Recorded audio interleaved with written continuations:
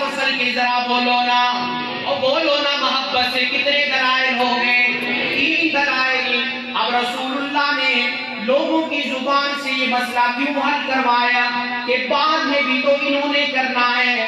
رسول اللہ نے کہا میں اپنی زندگی میں انہی سے کہلوانا چاہتا ہوں کہ میرے بعد اگر مصلی کا پہلا وارث بنے گا تو بولو کون بنے گا؟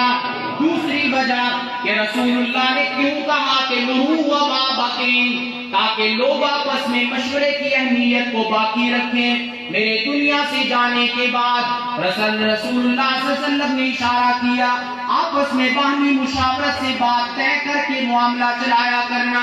اب یہاں پہ ایک بات کرنا چاہتا ہوں، صدیق اکبر رضی اللہ تعالیٰ عنہ پہ زبان درازی کرنے والے، قدم اٹھانے والوں نے بڑی بڑی جرت کی۔ ایک جرت صدیق اکبر کے بارے میں یہ کی لوگوں نے، دیکھو جی ابھی رسول اللہ کی میت مبارک پڑی ہوئی تھی، آپ کا وجود اطہر دنیا میں ابھی موجود تھا، لیکن صدیق اکبر کو خلافت کی پڑ گئی، صحیفہ بنی ساعدہ میں جا کے پہلے خلیفہ بنے، بعد میں آ کے جنازہ